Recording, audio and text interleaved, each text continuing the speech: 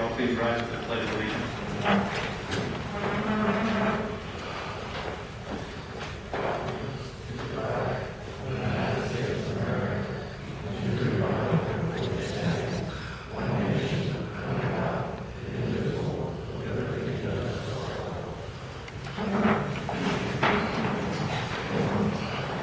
Let the record show that all council members are present. Is there anything to add to the agenda for discussion purposes only? Hearing none, we'll move on to item number 2, public hearing. Appeal of Planning and Zoning Commission decision for approval to grant conditional use permit to pilot Y&J gasoline service station near New Mexico 41 and Abrams Road. At this time, I would like to turn the meeting over to our city attorney. He'll be running the proceedings for tonight. Hello.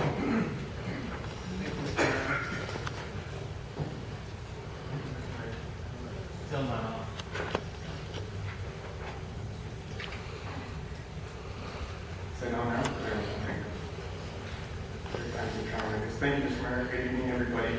As the Mayor said, my name is Mendez, and I'll be helping to conduct this hearing so that the council can give its undivided attention to the parties and to the comments from the audience. I'd like to start off with entry appearances if we could, and that's where the parties basically state who they are, and then we'll talk a little bit about how the proceeding will proceed this evening, and then we'll get into the part of the appeal. So if I could have the party started with the appellant, entry of appearances, please. Good afternoon, Mr. Mendez, Mr. Mayor, City Council. My name is Juan Flores, and I represent Judge Mills and Federal Court District. Thank you. My name is Melissa Waldrop. I am with Lisa's Truck Center, the manager there, so I'm representing Lisa's Truck Center. Thank you. Are people having an okay time hearing them, or do we need to get mics? It looks like we need to get mics at the respective tables. For members of the audience who didn't hear so far, the appellants have introduced themselves to the council.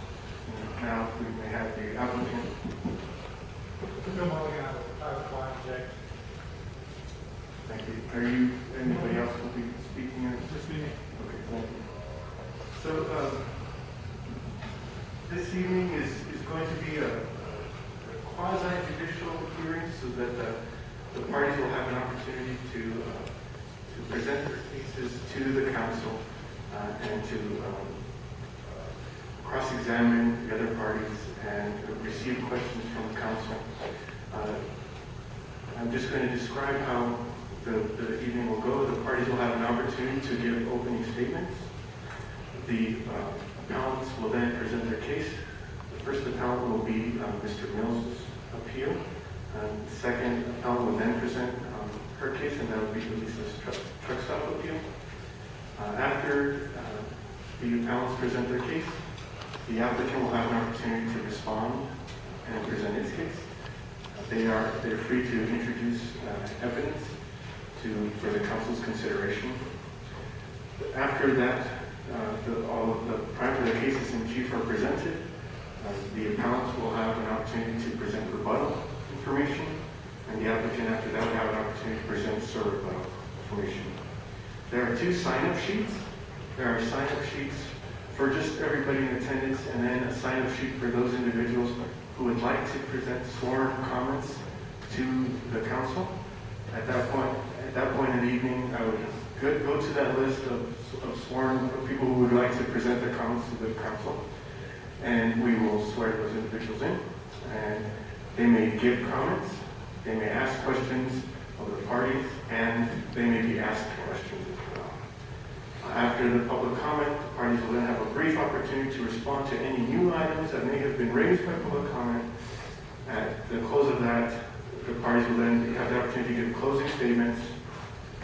Then the council will then be able to take the deliberations into closed session if they desire to do so. So that's a general overview of this hearing this evening. we'll do our best to keep it moving along, but we'll also be mindful that there may be needs for breaks throughout the evening to give people a little bit of a rest.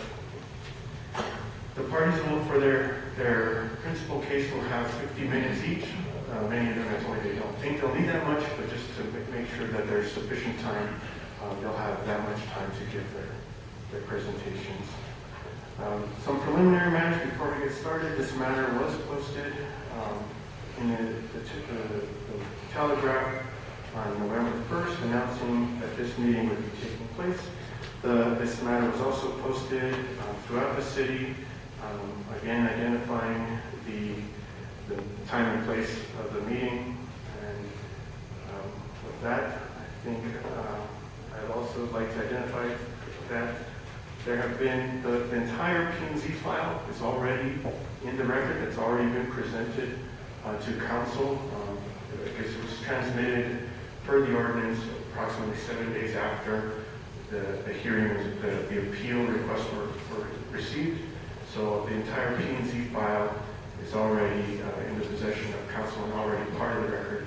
And anything in addition to that that's received tonight would be, if that may, would be admitted for council's consideration. So why don't we do this? Why don't we, at this point, go ahead and swear in those individuals who are going to give testimony. We'll do it all at once, and then we'll get into the heart of the matter this evening. So anybody who is intending to give testimony to the council, please raise your right hand. Okay, so there are only a few members of the audience then who are going to speak. Okay, so all of those who would like to speak, thank you. Do you swear to tell the whole truth to the best of your knowledge this evening?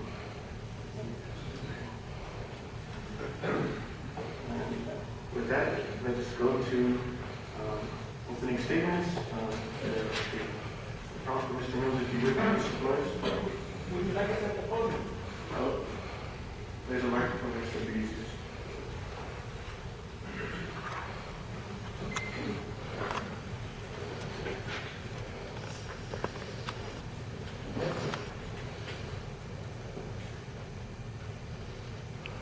Testing. Again, thank you, Mayor and City Council, residents. One of the things that strikes me about Mr. Mills' concern about this project really just struck me recently because I was having a conversation with Ray Sharbutt, who will be one of my witnesses. And one of the things that Ray wanted to say, and if he doesn't get a chance to say it, I'd like to share it with you. He said, "Juan, make sure that they understand that I'm not pro-development, that development is important." And that struck me as interesting because of the recent election that we all suffered through. One of the main points that both parties made in that election was helping small business. Helping small business. And that was both sides. It wasn't just the Republicans, it wasn't just the Democrats. It was helping small business. And I think that's what Ray was trying to get across, that small business really is the foundation of this great country. It's one of the things that we all have to push. It's one of the things that we all have to help. Big business is important as well. But in today's economy, I think that small business really needs to be one of the focuses. And that really is, I think, what we're going to get at. It's not the only concern that Mr. Mills and the other residents of Homestead Estates has or have. Those are set out in our appeal documents. We will address those. We will relay to the council some of our other concerns. But ultimately, what Mr. Mills wants from, or what the Friends of Homestead Estates want, what Mr. Sharbutt wants, is really what's best for the city of Moriarty, because they live so close to the city. They live right next door to the city. They live right next door to this proposed development. And ultimately, I think if the council focuses on what is best for the city of Moriarty, then we're all going to benefit. And that is what I would like to leave you with. We understand that is your concern. We understand that that's what you will focus on, we want to show you that we have the same interest in mind. Thank you. Now, I guess I'd like to give you the opportunity, you can give your opening statement now or at the beginning of your case, however you prefer. I'll just do it at the beginning. Okay. Would you like to give your statement? Okay. Mr. Flores, if you will, go ahead and present your appeal. I'd like to call Doug Mills. Thank you. Now, what would you like? You could both come to the microphone at the beginning so that everybody can hear. I actually have a microphone. Can I use it? Certainly. So Mr. Mills, if you would come, oh, you want to? Let's have him sit. Okay. Is that okay with you?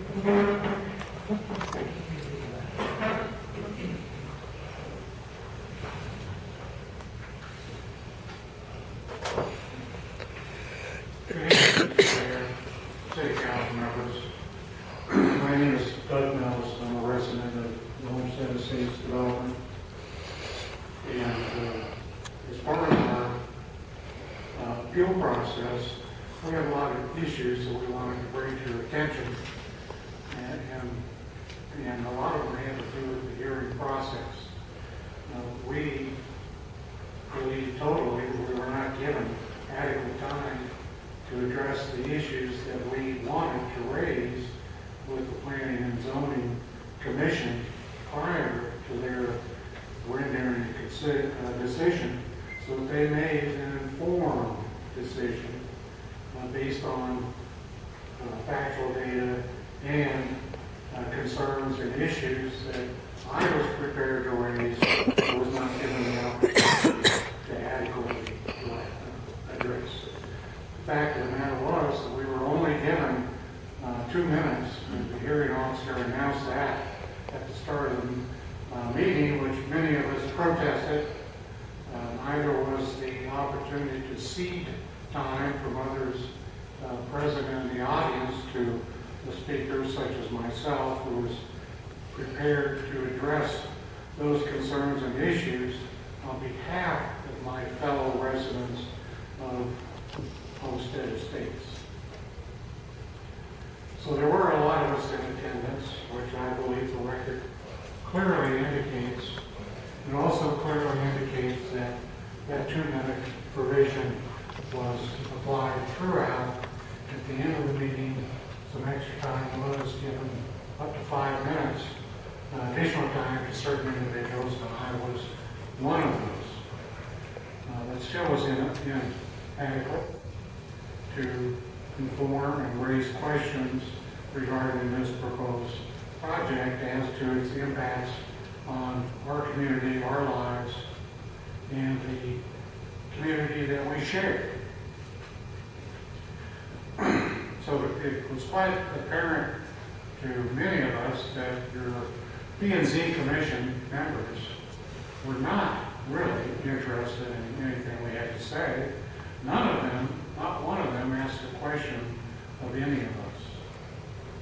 I consider that highly unusual and highly indicative of the fact that all appearances was that it was a predetermined decision, which was further enforced by the fact that they had a pretty primitive finding on the application with all of these 10 to 12 conditions. No discussion of any kind was made by any of your commission members about any of these now formalized conditions upon this permit. I find that highly unusual and highly questionable as to their impartiality, their unbiased decision.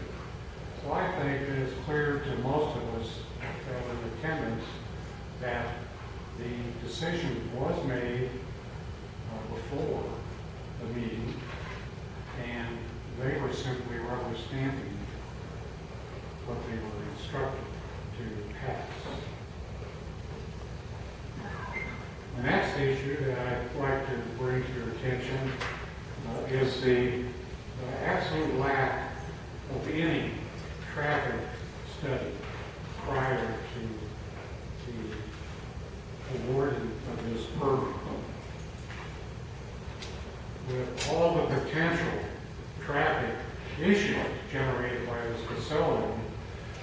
seem incumbent upon that P&Z commission to require those documents prior to making a decision. In fact, you still don't have it. What you presented today, which I believe Sheila Murphy can confirm, is a traffic report done by the consultant for the applicant with none of the supporting data available for anybody to review. All those pages are not there. Mr. Mills, would you please look at that traffic study? Tell us how many appendices it's supposed to have, and tell us how many appendices it actually does have. I think if the council members were to look at page 19 of the subject travel report, you will see an itemized list of the appendixes that should have been submitted as part of the study. In fact, unless you have something different from what I have and Mel has, you will see that the only A1, I believe, through A4 or A3 were the only appendixes that were actually provided for anybody to look at. So in terms of the appendices that are actually missing, do those contain the actual data that supports the alleged conclusions in the report? That would be my understanding of what a TIA should include. Enough information for a knowledgeable individual to look at the data and to raise flags or questions depending upon what that data might or might not show. Without that data, are you able to conclude or able to arrive at an opinion with respect to the validity of this report? Now I am. Have you ever looked at these type of reports? Yes, I have. Are you familiar with these type of reports? Yes, I have. Do you have experience in your prior life with these type of reports? Yes, I do. I spent a professional career with the Maryland State Highway Administration and served on many project teams, large and small, dealing with developers like this. And every one of them was required to not only supply a traffic impact analysis, but to answer the traffic engineer's questions prior to participating in any project meeting that would discuss the viability of any project that we participate in. So aside from this report not including the actual data on which it's supposedly based, what type of concerns do you have with respect to the information in this study? Well, I personally believe there's a lot of flawed information in it, false assumptions scattered throughout. Many of the data charts are mislabeled. I mean, that's just sloppy work.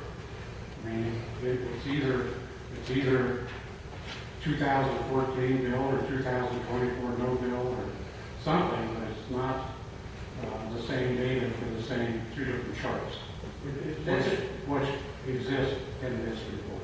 Let's address the concerns that you do have. Do you have any concerns with respect to the bridge? Yes, and briefly, my principal concern is with the bridge over New Mexico 41. Most of you who lived here longer than I have know that it was built approximately 1970 as a deck over to provide continuity of travel on New Mexico 41 and not as a full interchange.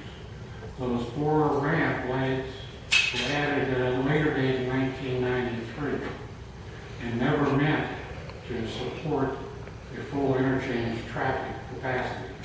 That's why you have the large flyovers existing on both ramps off the interchange at the east end and west end of Moriarty. That supplies storage capacity for all types of vehicles that use those interchanges and reduces the requirement for extended decel and cell lanes on the interstate. which you do not have at New Mexico 41. And you do not have, despite what the study would seem to indicate, that there is a through lane next to the left or right turn lanes. There's only one lane on all those ramps. But you're saying, Look at your study. but you're saying that the study actually indicates that there are 2 lanes. Yes, it bases its assumptions and conclusions on the level of service on a false premise that there is actually existing an additional lane, but that lane does not exist in any of those ramps. What about the actual bridge itself? How many lanes are on the bridge? Well, the bridge itself, again, was built for limited capacity and was built, and that's why it has a crown on it instead of a flat deck like most interchanges would have, because it was never intended to have that kind of load on it. It is 2 lanes with 4-foot shoulders, and as such, does not provide for enough space to add a left turn suicide lane on that structure, meaning that lane could be used to turn left or right onto I-40, depending upon your choice of movements. Let me see if I understand what you're telling us, because I came into town today, went to your house, got off on the eastbound off-ramp, made a left turn to go to Homestead Estates, and had to stop behind an 18-wheeler that was going to get on to westbound I-40. Is that what you're talking about? That's absolutely what we're talking about, and I think most people in this room, want to be honest about it, have experienced the same scenario. So why do you need a left turn lane? Why can't people just wait?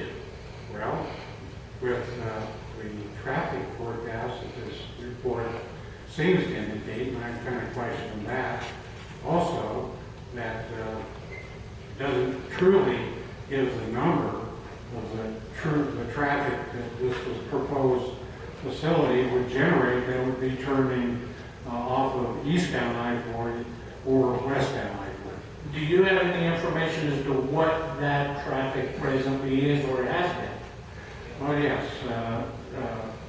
The latest numbers from New Mexico DOT indicated that the traffic volume on New Mexico 41 was an average of about 4,900 plus vehicles.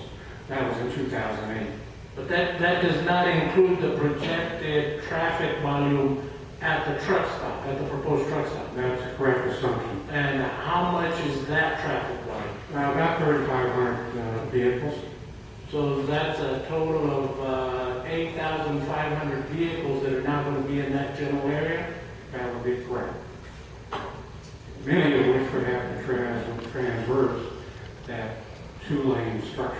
Do you have any information as to the capacity or capability of that bridge to handle that load? Well, I've queried New Mexico DOT bridge section, and they're trying to work up the numbers, but the load capacity as it exists today is 89.3 tons. Now, I'm not a trucking expert, I'm going to leave that for more experienced people than I, but the average maximum load capacity without a special road permit is 80,000 pounds, or 40 tons. So potentially if you have 6 semis parked up there, trying to turn left or turn right or go straight or whatever, you could have a load capacity issue. In terms of this study, it does propose a left turn lane on 41, doesn't it? Well, it proposes interesting enough, one of the only areas where it said it might be warranted, but wasn't absolutely necessary, was which gets to another false premise, because there is no left turn lane or right turn lane. There's only one lane at the intersection of New Mexico 41 and Abrahamus Road and Frontage Road. One lane in each direction. One lane in each direction, right. So if their premise, which I think is flawed, says 150 foot plus transition. Now again, not being the expert, but an average semi-truck is how long? 70 feet? So you're talking about 2 semis is all that they're providing storage capacity to make a left-hand turn when they're on Abraham's Road to reach their facility. I don't think that's very realistic. Plus, let me point out to you that once you leave Abraham's Road headed south to go across the bridge and enter Moriarty, you will discover that you are immediately going up an incline, a grade, to reach that deck structure in those cases. To add another lane on here would require building out additional slope, weight-bearing capacity onto state properties. Then you're faced with the problem of, okay, now what do? Do we realign New Mexico 41? Because now you've got 3 lanes where you had 2. Where does that lane drop off, and how do you account for that going northbound past Abraham's Road? Are you setting up a potential conflict with other traffic because you now have another lane that just only exists for 150 feet plus transition, whichever they want to call that? That's another question. And you have the other problem with New Mexico DOT design criteria that clearly states that any deck structure has to be equal to or greater than the width of the approaching roadway. Now, they don't care if they have a 6-lane structure out there and only have 2 lanes crossing.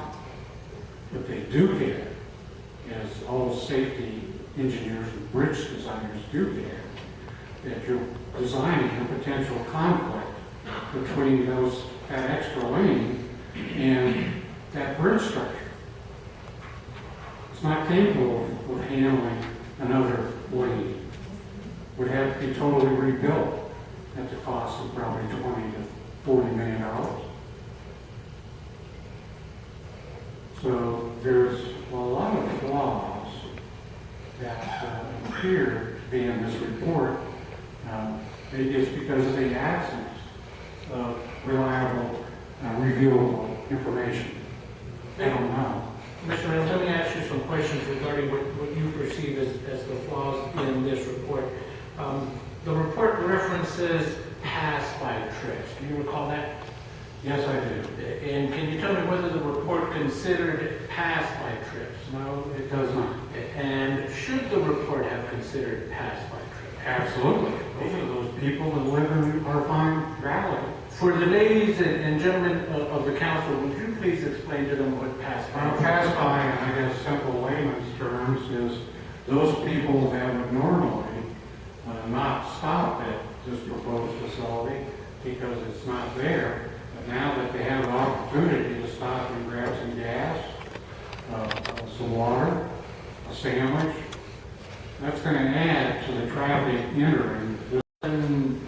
500 vehicle trips that they calculated does not include those pass-by trips. Not to anything I could determine. You're telling us that the pass-by trips would come from I think you mentioned 4,900 vehicles that pass over the bridge? Normally use that facility, and I believe that number would be somewhat low because it's a 2008 data. Okay. So you're telling us that those pass-by trips should have been a factor that should have been considered by the people preparing this report? Yes, to my way of thinking, absolutely. Would that have given us a more accurate estimate as to the amount of vehicle traffic at the proposed truck stop? Yes, along with more reliable data from the applicant as to the source of his information. We don't know where these trips are being generated from, and we don't know from the data supplied why you're stopping in Moriarty.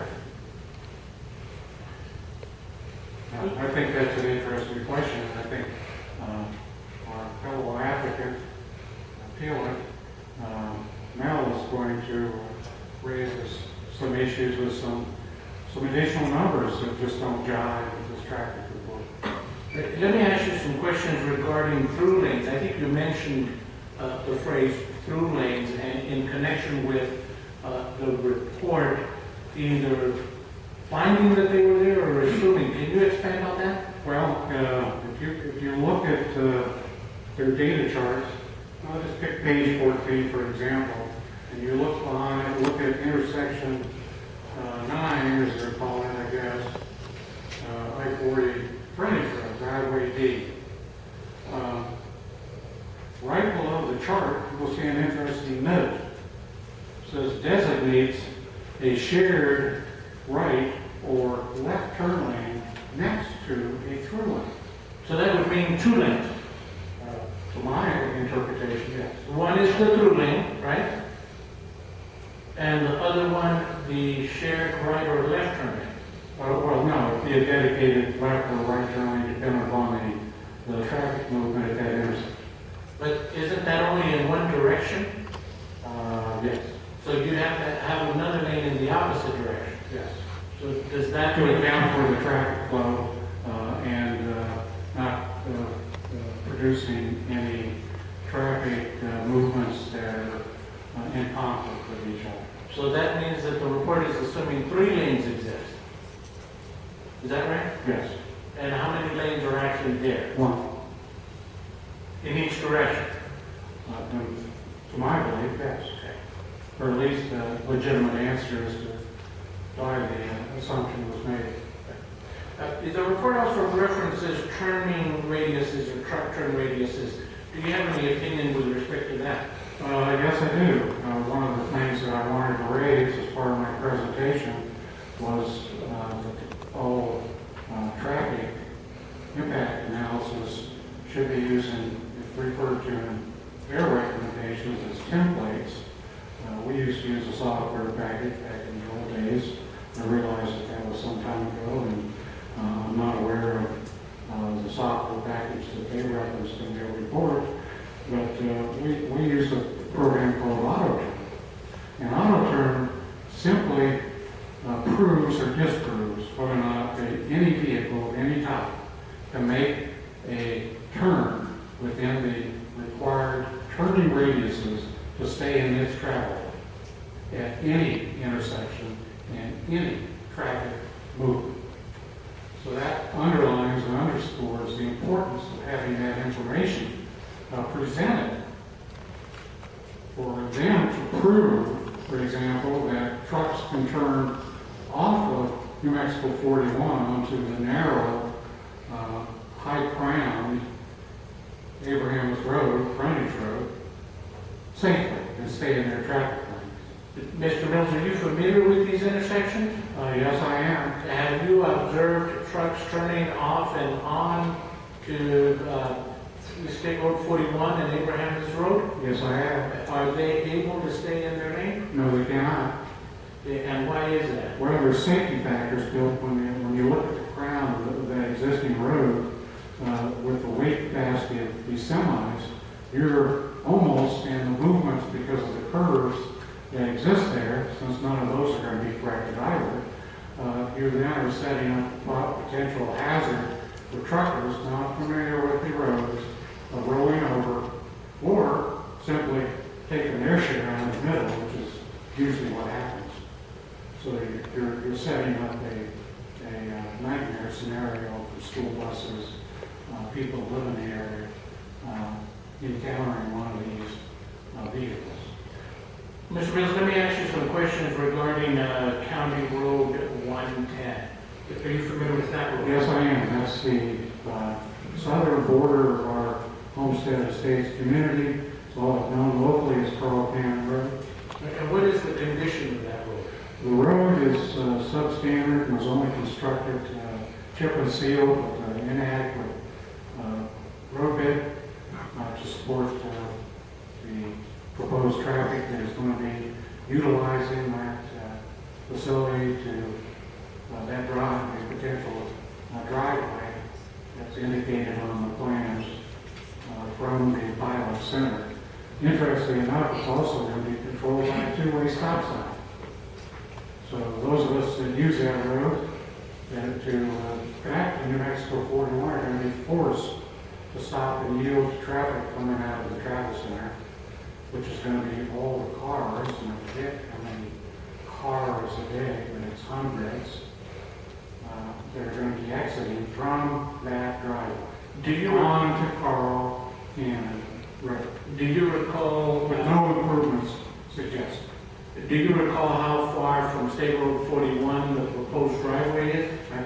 I'm believing it's 250 feet. So people traveling on that road are going to have to, if they're going towards 41, are going to have to stop 250 feet from State Road 41. Yes, they would. And then again, 200 and so feet later when they get to State Road 41. Yes, they would.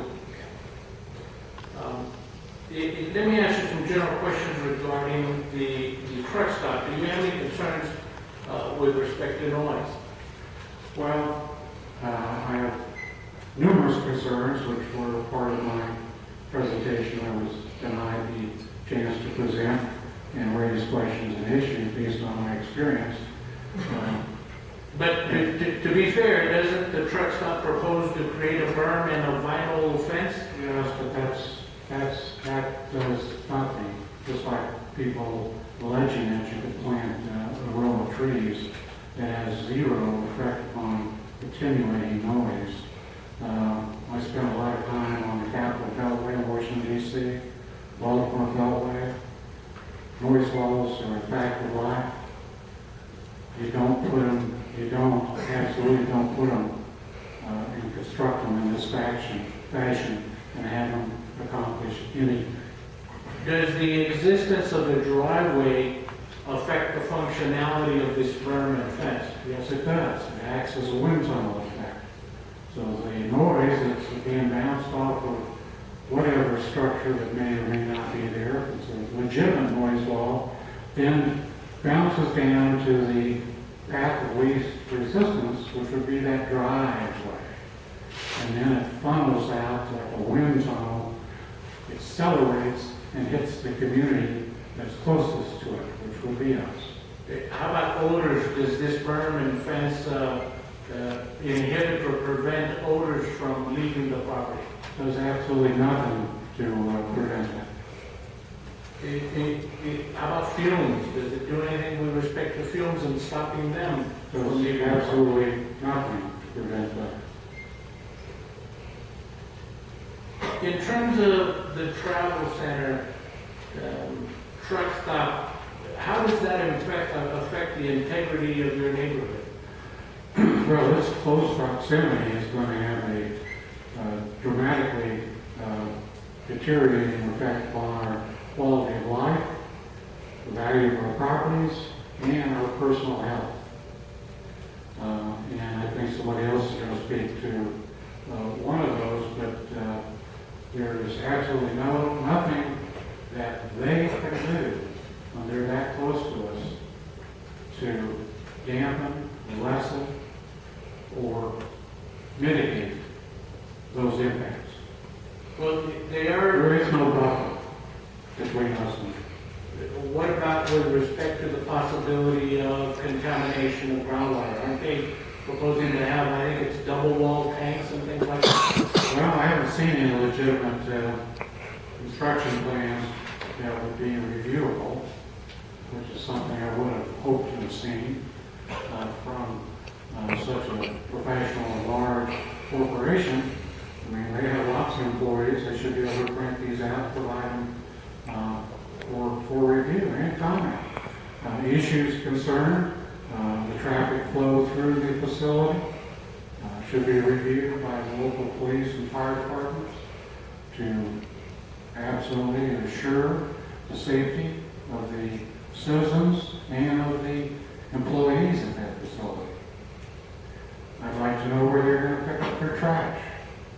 What entrance are they using for that? what entrance they're using for deliveries for that convenience store, for their restaurant. All the details, specifications are absent. They're absolutely critical, in my mind, for anybody to make an informed decision on this project, including myself. Mr. Mills, where do you get your water? We get our water from, as many of you know, from the Homestead Water Company, which supplies metered water to the residents of Homestead 1, Homestead 2, and to the commercial properties such as Buford's Restaurant. Is there any concern with respect to the security of your water supply? Yes, there is. Well, what is that? The legitimate concern is you build underground storage tanks, they leak sooner or later, and Moriarty has 18 as a history of underground storage tanks, which you can find on the State Environmental Protection Agency website database. 18. What about surface water runoff? Well, interesting phenomenon. Again, no specificity, no details.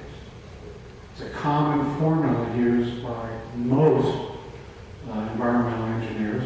My daughter and son-in-law are both such PEs, that for every 1,000 square feet of impervious pavement structure, 1 inch of rain will generate 600 gallons of runoff. That runoff contains all those contaminants that have accumulated in the parking lot, on the roof, wherever in this facility. Where's that water going to go? The only indication I have of a potential location for retention pond, which is a disaster waiting to happen, that's to avoid the costly processing to cleanse contaminated runoff waters. So they just simply accumulate it in a retention pond, and eventually it leaches back into the water shed. Thank you, Mr. Mills. I will pass the witness. Thank you. Would you, Mr. Flores, are you interested in presenting all your witnesses and having them stand for questions as a panel, or interested in having them stand for questions right now? I have one stand for questions. Very good. So then we'll start with cross-examination by the parties and then bring it to council for questions from the council. So if there are any questions from the second appellant, Mr. Mills, we'll go there and then we'll come to the applicant. No questions? Okay, then we'll pass the witness to the applicant. If you have any questions, please proceed.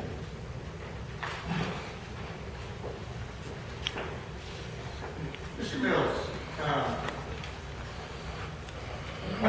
what's your occupation?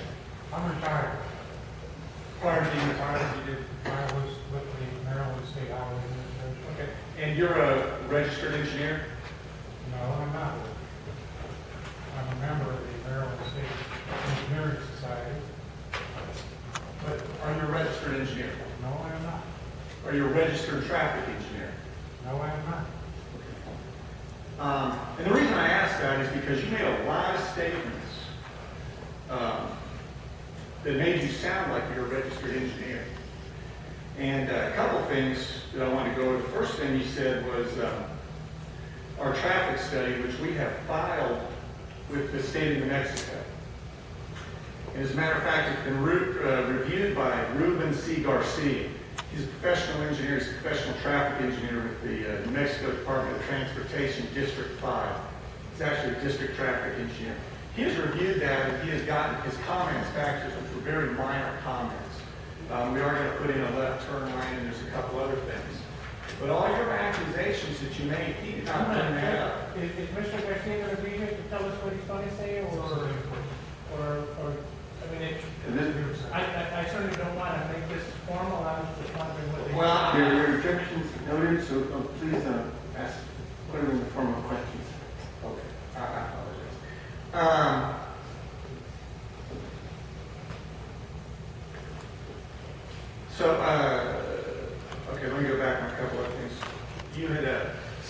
again, that this traffic report was insufficient. Have you read the traffic report? Well, I read what was supplied. Okay, well, we have submitted one. It was dated October 17th. Did you read that one? Yes, I did. Okay, so you read that one that was 17. And you, in your statement, you said it was very inadequate and a lot of things were missing. I know one of the statements you made, I heard you say you didn't understand why some of the headings in here were labeled 2014 and 2024 peak. And again, you No, that wasn't my mistake. oh, that's what you stated. You didn't understand why the headings were in there. No, I stated that there is some misstatements on the headings because they're not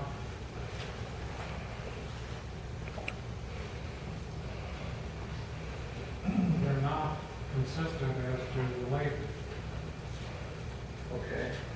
Not sure what you're talking about there. Do you know what 2014 means? When they asked that question, they've got some statements here. That It's would be 2014. based on your assumption of you being in operation at that time and the traffic being general. That's correct. And what would 2024 be? That is the ultimate build out for the traffic that could be handled in that plan. Okay. That's what the traffic build out would be at that time, correct? And when you read this report, did you see anything here that showed that the traffic was not mitigated or showed a great deficiency? I don't understand the question. Well, in this traffic report, it lists like level of service for people out in the audience. When the traffic engineer, I'm going to ask here in just a second when I get our report, I'm going to ask Terry Brown to step up because he is our engineer that did it. So I pay a lot of money for Terry Brown to do this with his company. So you pretty much said my report is worthless. So he is a registered engineer and a registered traffic engineer, but I'm asking you, since you read this report, tell me in here in the report on the levels of service where you have concerns. Because I'm looking through everything. I'm sorry. I apologize. It'd be easier to answer that if you were your engineer to tell me what this designates that shared driver light turn lane next to a through lane, what that encompasses. It's on all your charts.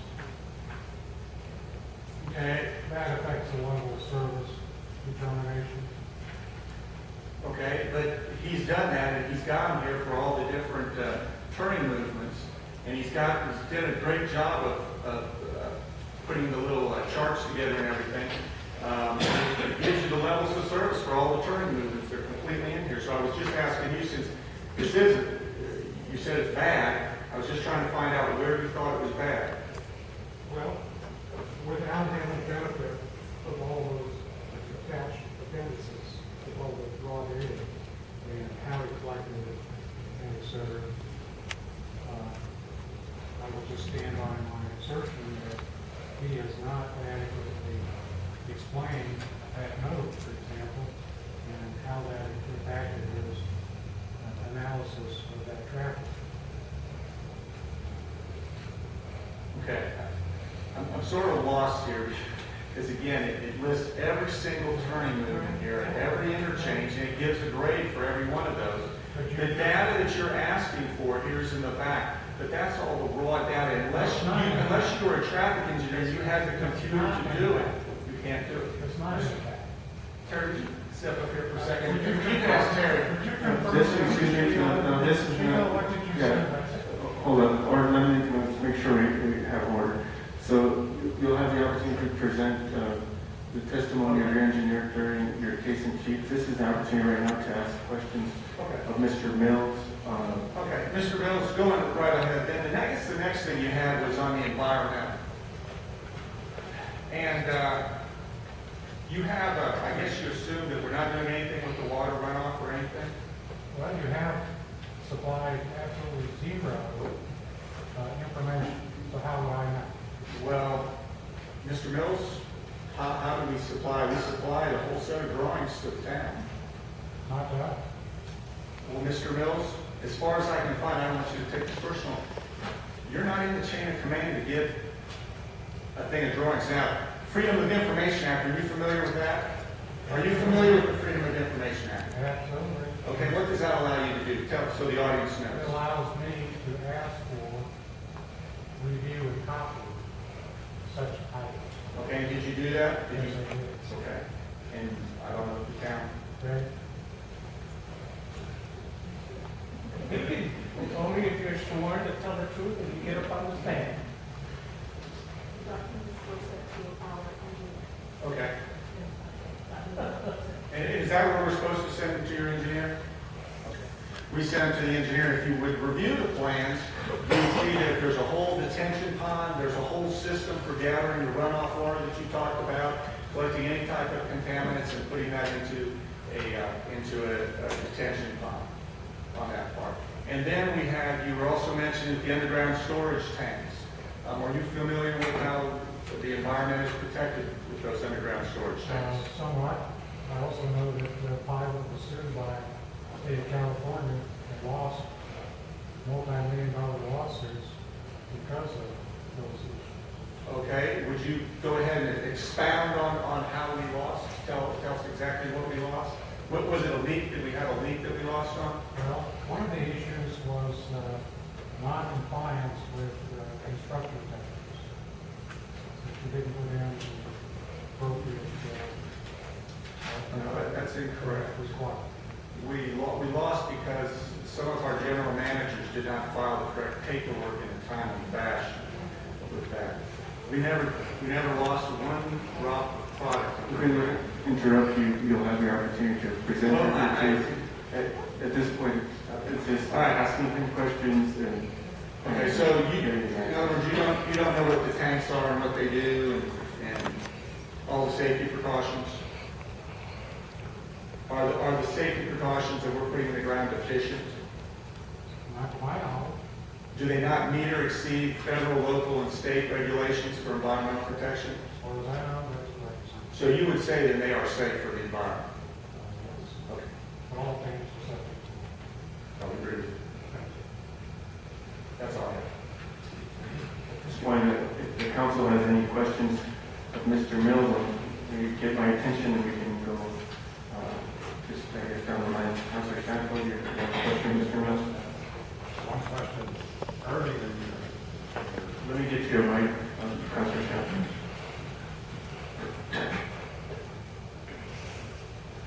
early in your description, you said that it was apparent to you that P&Z had a predetermined, I think the word you used was result. And then you said that they were just going to do what they had been told to do. I'd like to know who you think told them to do something. Well, the rumor mill about town has it that a number of councilmen have been talking openly about this project and the fact that it was a done deal. Objection. Yes. We're talking the rumor mill. I think if he's going to testify specifically who told him, the same thing where I cannot present what the traffic engineer from New Mexico. So I think if he has the exact person or the person that told him that, he should say it. The rumor mill does not mean anything. Your objection's noted, and I think the council's able to weigh statements that Councilor Sample did. Did that answer your question? No, did Mr. Mills answer your question? And the other critical factor is, of course, that the P&Z Commission read the pre-prepared summary of the permit conditions. I'm sorry, I'm having a little trouble understanding. I'm hearing you, you're loud enough. But just my specific question is, who do you think told the P&Z what to do? Well, I cannot arrive at a conclusion at that, but only assume that since they're city employees, there may have been somebody else within the chain of command. So you think they were told what to do, but you don't know who would have told them. No, I do. Any other questions from council? No. We'll just go down the line. Councilor Urban.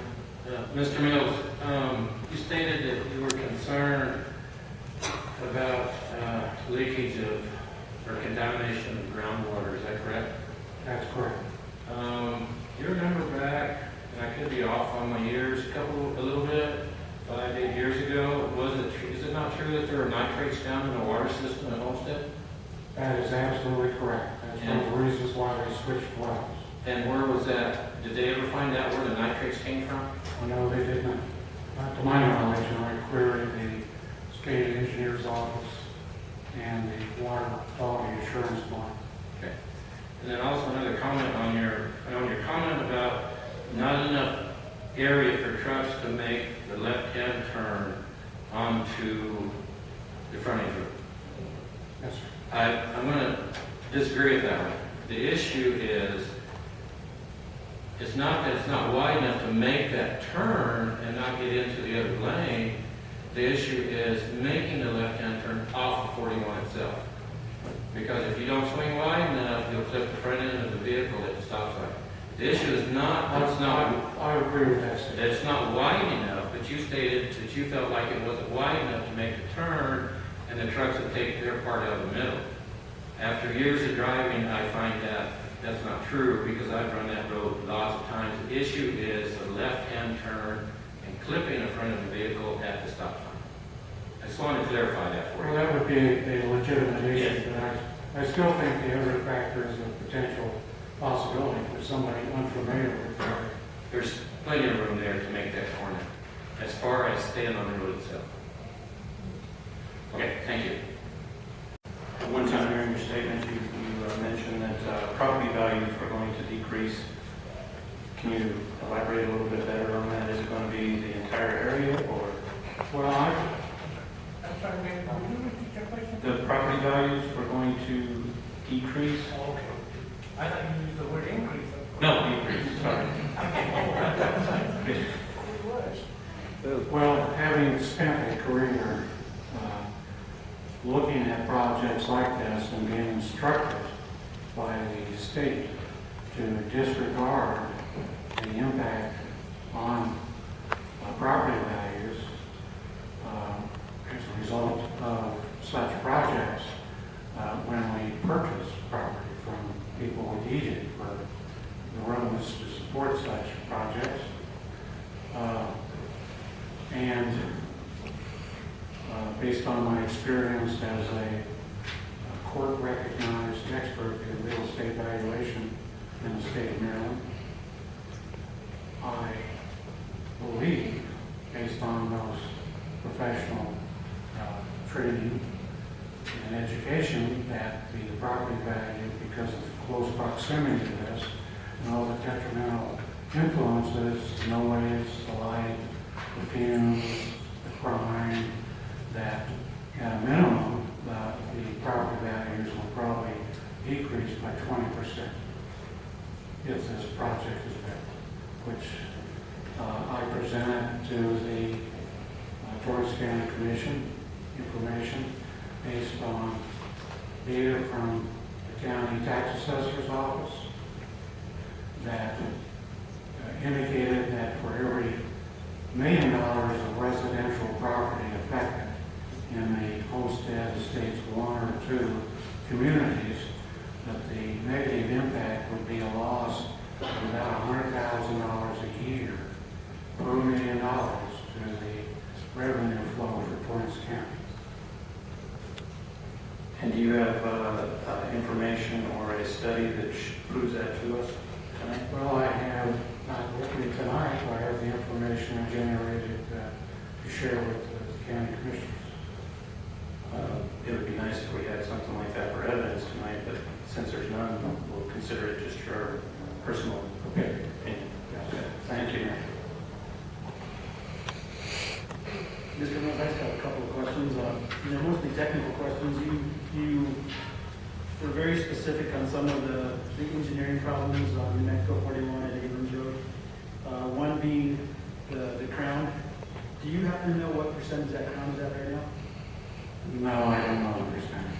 You have no hard data on that? No, I didn't. Also, as far as the turning radius of the existing roads, do you know what that existing turning radius is? Well, that's why I wanted to see those templates that were mentioned in the traffic study. But for now, provided in the data that we received. So all this you're doing is raising the awareness of these issues just for their personal. Absolutely. And I want to see it proven that those vehicles can make those turns within the existing or proposed radius. And then my last comment would be, your question actually, would be on County Road 810, you mentioned that the roadbed surface was kind of subpar material. Do you have a geotech report on that or anything like Well, that? I think you can get that from Leonard, the county road supervisor for our area. I think my goal here is just to make sure that we're weighing the correct evidence in here and to make sure that the data corresponds with what you're saying. You know. And I understand the concern. I've seen these chip seal roads, but I just didn't know if you had the hard facts behind them. I have only comments from Leonard. Okay, thank you. Are there any other questions from council? Councilor Shannon? Yeah, Mr. Mills, you stated that, if I remember correctly, that the berm and the wall combination would do absolutely nothing to the This is over. 20 foot high. Finish his question, please, sir. You stated, if I remember correctly, I think you said the berm and the wall would do absolutely nothing to deter sound or odor. Is that correct? That would be correct because of the fact that Oh, yeah, I understand. the height of the trucks and the resultant necessary height of the proposed noise wall and the construction material of said wall.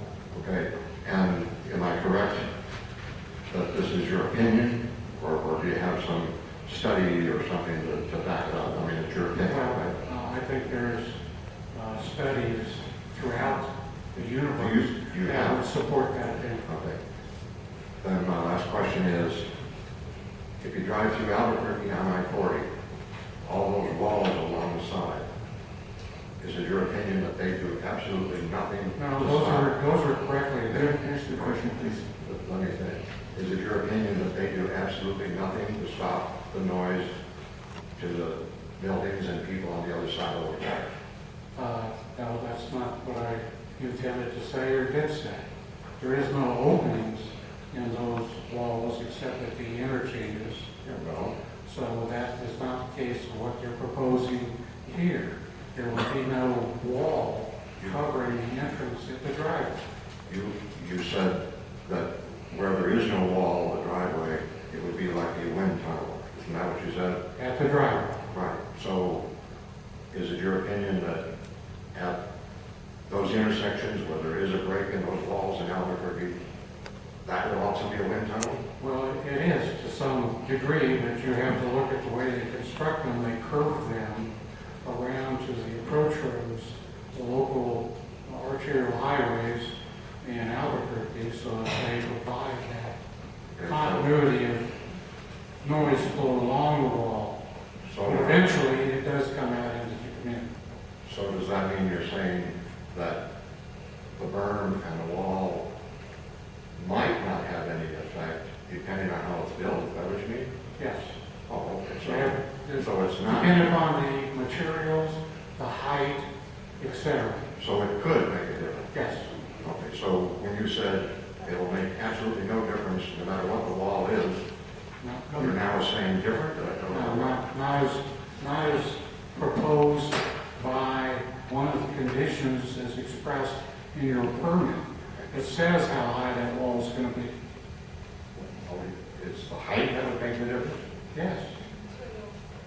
Where's the smokestack on the semi? The noise generator. So, How high is that? so it's the height that makes the difference of whether or not the wall is affected? Is that what you're saying? And the content of the construction material for the wall. Okay, so a wall is not necessarily ineffective. Is that what you're saying? It depends on the construction, it depends on the height, Yes. etc. That's correct. Okay, thank you. Councilor Ryan has a question. I'd like to drill a little deeper on the, this property values, drop in property values. How are you figuring this out, that you would have a drop in property value. You mentioned for each $1 million that there would be a loss of about $100,000 per year, but how do you figure somebody's property value would drop with this development? As the councilman knows as much as I do, the current real estate market within our community is emblematic of many throughout the state, and those values and those selling prices are still going down. So any detrimental influence, external influence upon that home is going to negatively affect its value. Well, I think... Which only the market, as you and I both know, would eventually indicate, but I think it's a fair assumption. I guess what I'm trying to get at is how would this development negatively impact the property prices? Well, again, all those detrimental impacts and questions that we have raised, the dirt, the noise, the light, the potential for crime, and we're not going to have the quiet little community that we had before. There's no guarantee of that anywhere to any of us. But when many of us purchased those homes, that was certainly our expectation to the quiet enjoyment of our property. That's going to be changed forever, irrevocably. So there's not any number that you can come up with at this point, because most of the numbers at this point, as you know, are affected by foreclosures and short sales. Well, absolutely, and we're not exempt to that phenomenon. Exactly. And so I guess my question is, because it's the foreclosures and short sales, the more of those you have, that's what your median price will be on that given day. How do you, I'm trying to figure out a percentage or what you anticipate, how you would come up with a drop in property values. Well, many of our properties are subject to the property tax lightning effect, which has not been addressed by anyone satisfactorily, meaning those sales that you just referenced automatically dilute the value of the neighbor's property, who's being taxed at a much higher rate because they're paying based on the purchase price when they purchased it. That's how they're being currently assessed. And the counties, not only in this state, but every state that I'm familiar with, are trying to struggle with that fairness issue on how to address that problem, to not have one neighbor paying twice as much as another neighbor simply because they bought it when the market was higher versus the reality of today's world. So I guess, I'm still wrestling with how do you figure property values will come down in that area? And you mentioned some of the noise, crime, I mean, you mentioned some things, but how do you quantify that? Well, I don't think you quantify it. I think the market will eventually indicate that, but we don't want it to get to the market indicating that, because this is our lifetime investment. These are our homes that we're talking about here, not some real estate average. Thank you. Are there any other questions from council? No, okay.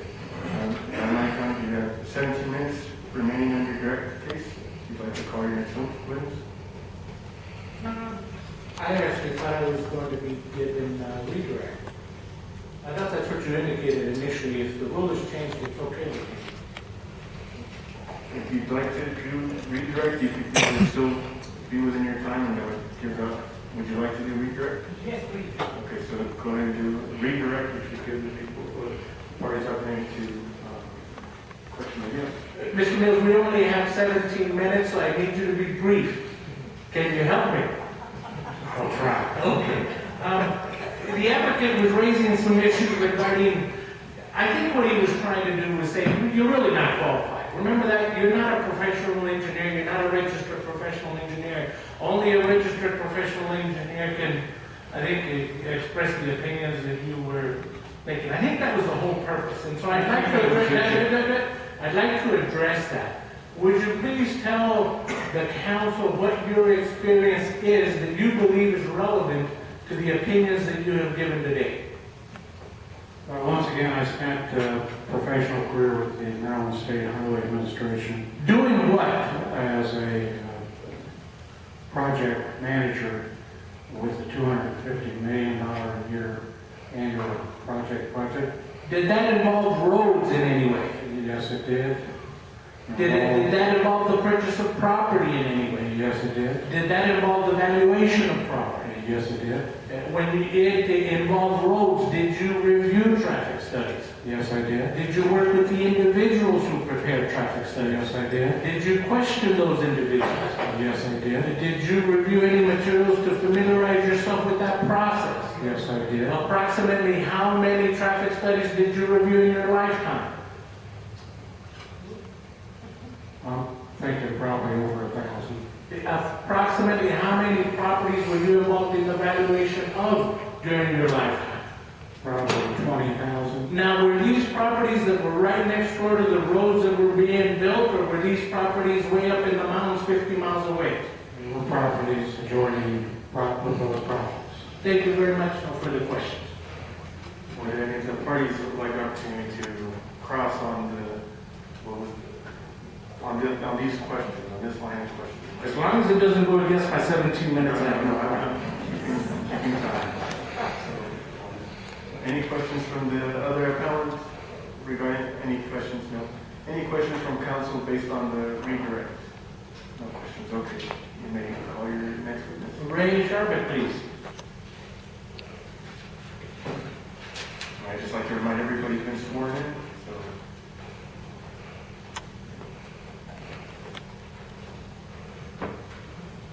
Yes. Mr. Sharbutt, would you please tell the council what you do for a living? I'm Deputy District Attorney with the Southern District Attorney's Office in Wisconsin, New Mexico. And where do you live? I live in Homestead State. Can you tell us whether you participated in the September the 18th of 2012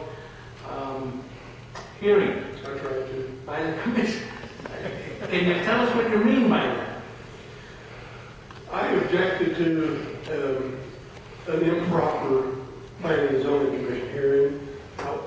We were given 2 minutes, and I objected because 2 minutes is not enough time for anything. I made a statement that 2 minutes in Toastmasters is a table topic. And you can't make an argument about anything in 2 minutes. Yes, but the main speeches are anywhere from 5 to 7. And I just want to remind you, That's we've already correct. got 5 to 7 is a regular speech. and we've And already got about after 15 when you're an advanced speaker, then it becomes 10 to 12. This is true. So what made you unhappy about that length of time and the limitation? Mr. Shanfield asked, how could we tell that it was the deal was done? And recently I was reading about circumstantial evidence. And the example that was presented was, if you take your daughter up to her bedroom and you hand her a red crayon, you close the door, and an hour later you walk in, and there's red marks all over the wall. Circumstantial evidence would indicate that your daughter made those red marks on the wall. In this case, we had a hearing without a question from any panel member. We were given 2 minutes to make statements. When the statements were made, there was no discussion. And then the proposal was read with 11 specific conditions. Where did that come from? It was in a closed packet Presented to that you? was presented to the panel members. That those proposed packets had not been opened at the beginning of the meeting. It was read after the discussion. The 11 conditions were read as a part of that proposal. And then, with no further discussion, with calls from the audience for a vote on the record, the vote was made. And there was one dissenting vote. And I don't know who the dissenter was, because the vote was not made on the record. Yes, it was a done deal. You don't make 11 conditions with no discussion.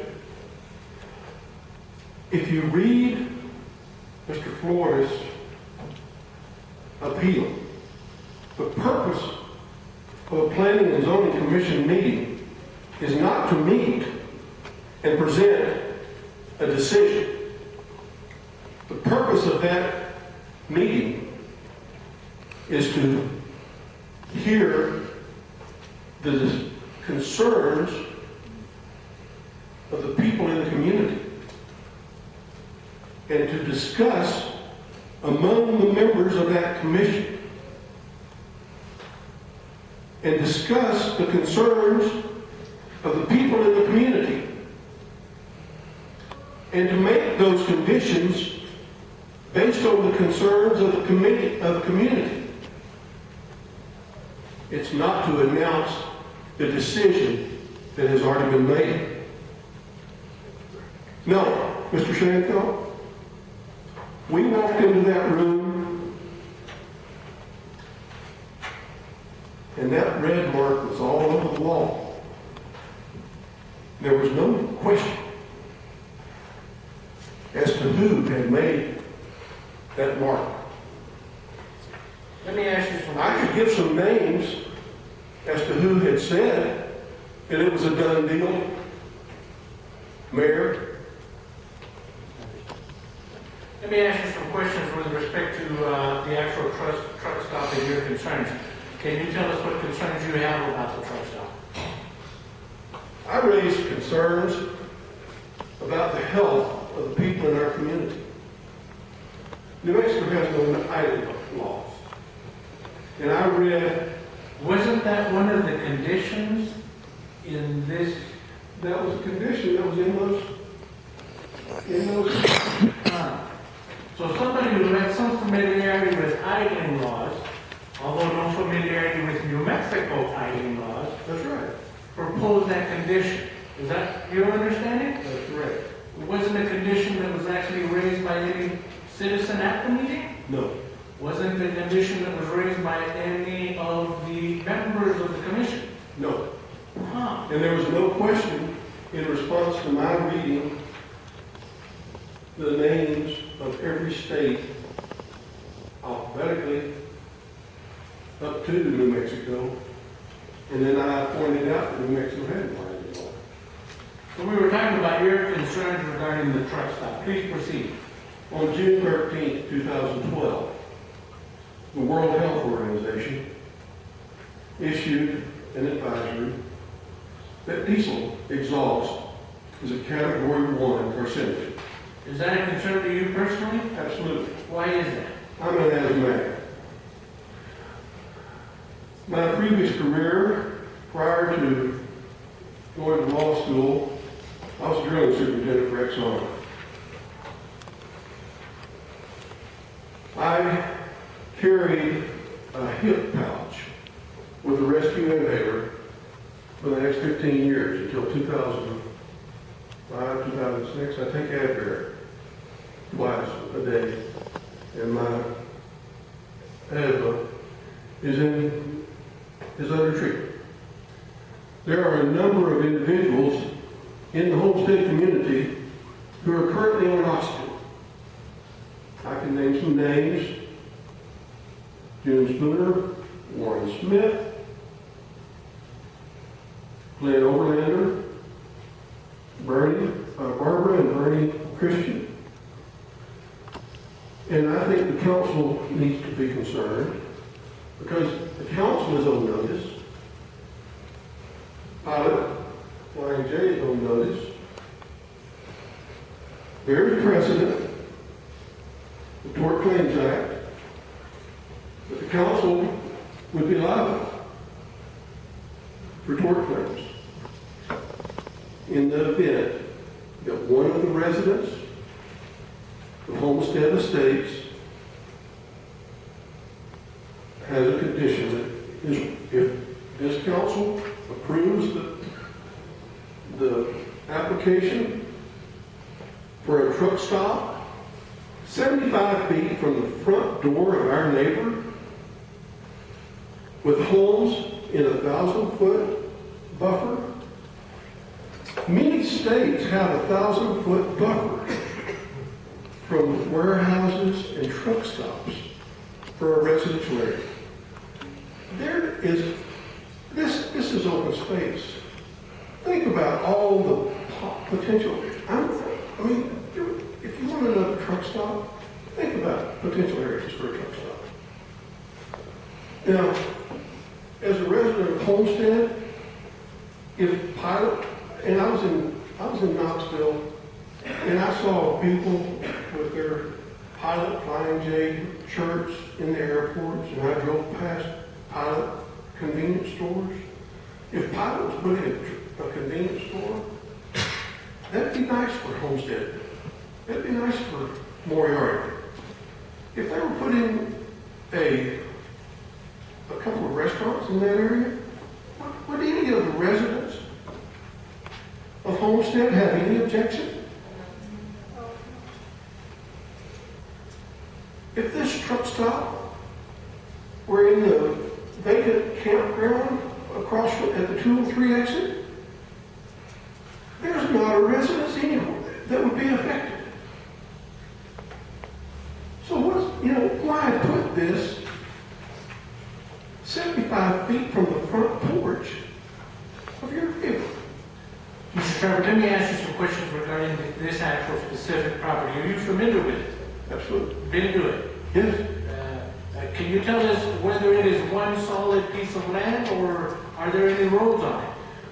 I went to the planning and zoning of Torrance County, Mr. Stephen Gottschalk, spent the afternoon in the planning and zoning and the county clerk's office.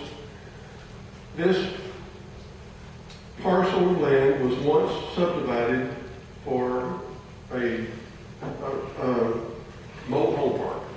There are two roads, Eastern and Western Avenue.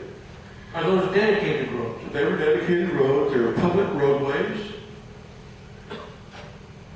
dedicated to the city of Moriarty. So who do those roads belong to? They belong to the citizens, to the village of Moriarty. That land was vacated, and it belongs to the village of Moriarty. That's public land. Now, you said the land was vacated. Yes.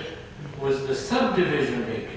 The subdivision was vacated in 1994. Does that mean the roads are vacated? It does not mean that the roads were vacated. So to this day, who do those roads belong to? Those roadways still belong to the village of Moriarty. Well, can't they just give them to the Flying J? That would be a violation of anti-donation laws.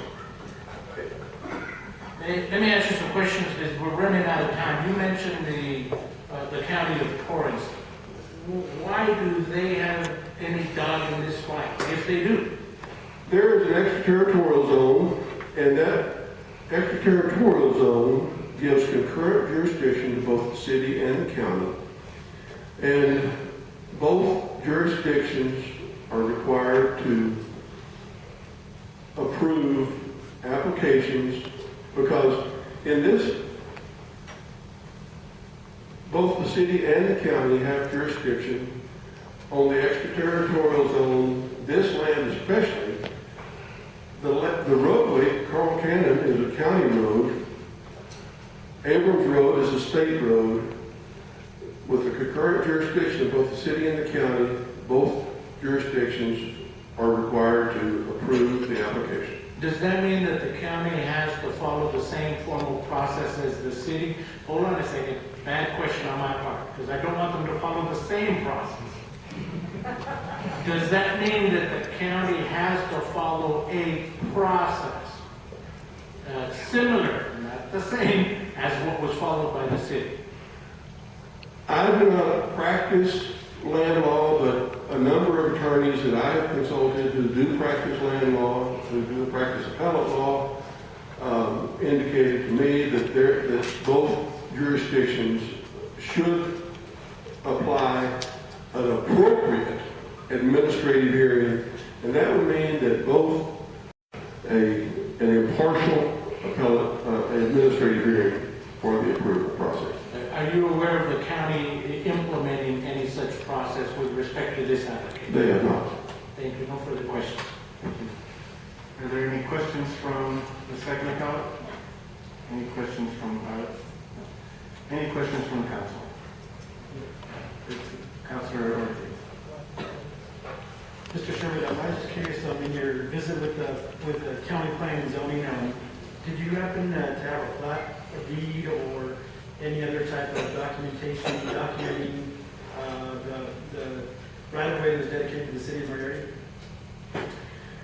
There was a plat. I did have a copy of the plat, and the copy of the plat was attached to the appeal, and then the order vacating the subdivision was also attached to the appeal. So there is a record, that is the latest plat, or deed, that is the latest plat that's on file with the county? That's correct. And there's no record ever vacating eastern and western avenues. Okay, thank you.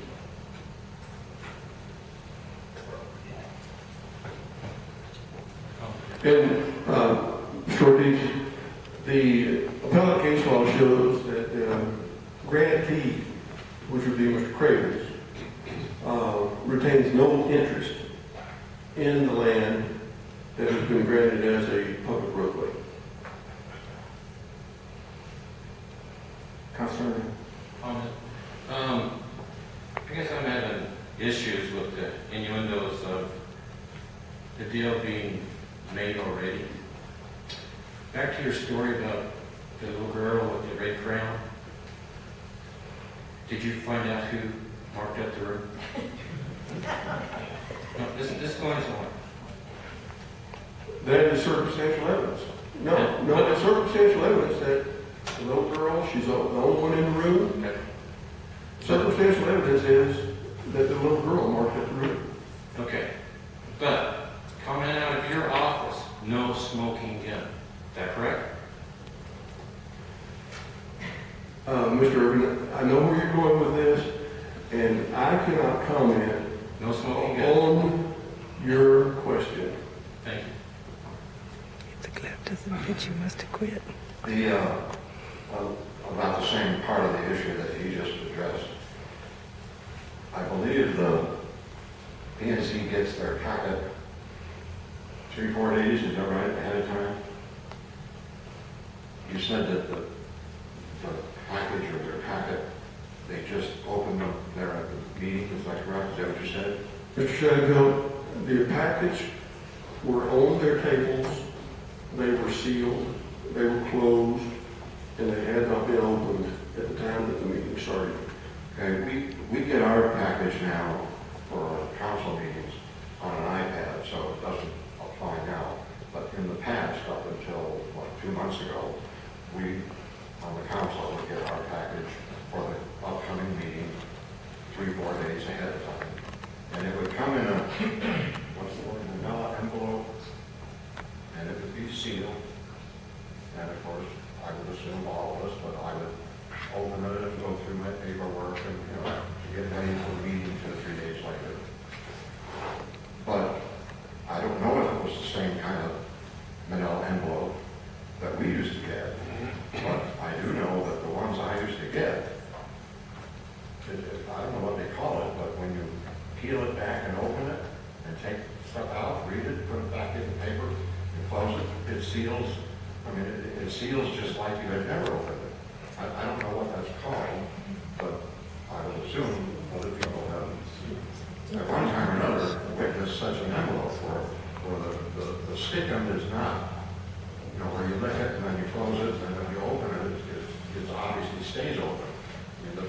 I used to get from the city. You open it, peel it back and open it, and when you're done and you close it, it just seals again. So if later somebody were to see me reopen it, I can see how it would appear like I was opening it for the first time. I just, And Mr. Jansen, I have watched you in council meetings, and I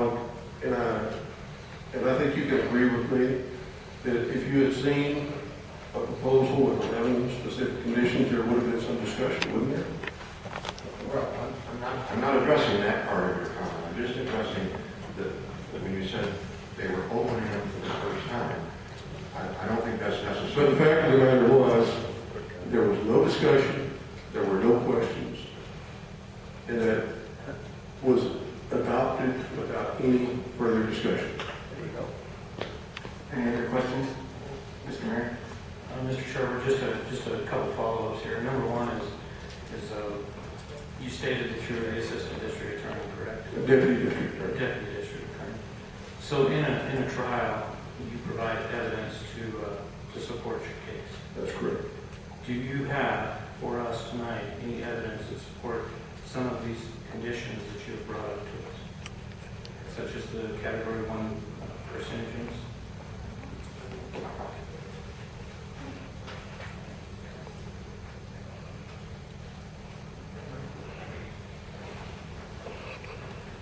From my throat. Yes, sir. Please show a copy to the opposing side clerk first.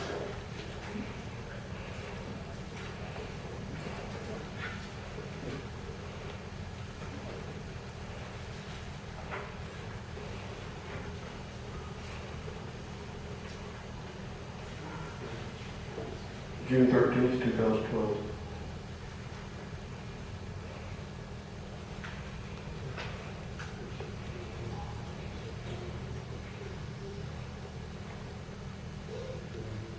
And I'm looking at it, I apologize, it does not have the citation on it, but it was from the Guardian, it was from the World Health Organization. And if you look it up on the internet, you'll see there were a number, it was on any number of World Health Organization. Could you take that into evidence if it's okay? Objections from either parties? At the value of what it is right there, as I'm documented in the World Health Organization, you have to understand, they look at world health, per se is what you're talking about, and how Will Smith.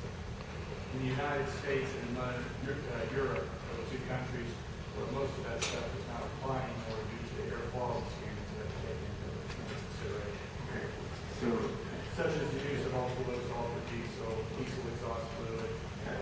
okay, so I'm going to note that you made a general objection about the source and the applicability, and will admit it into evidence so that it will be available for council's consideration.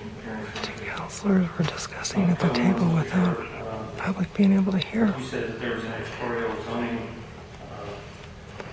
Is that with the county, Torrance County, with the city of Moriarty? Do we have an MOU, a JPA?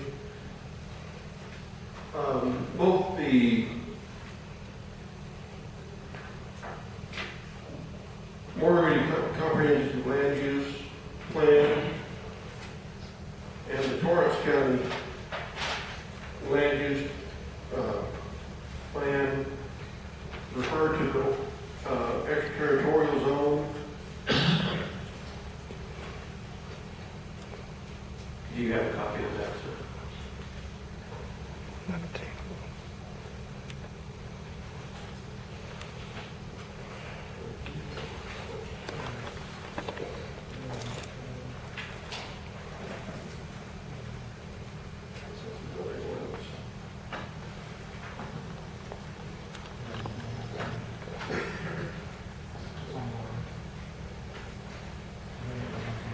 I have the Moriarty, Torrance County zoning ordinance. In order to have a extraterritorial zoning, you would have to have some type of MOU or a JPA unless it's a Class A county, which Torrance County is not a Class A county. But both refer to the extraterritorial zone, and they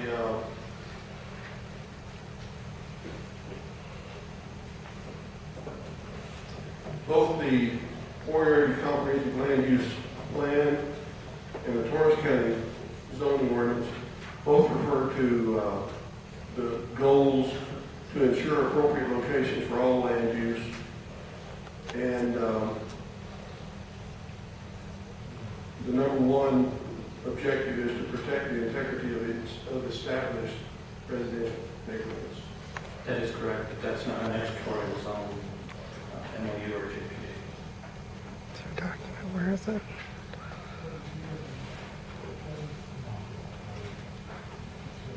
The Torrance County territorial zone is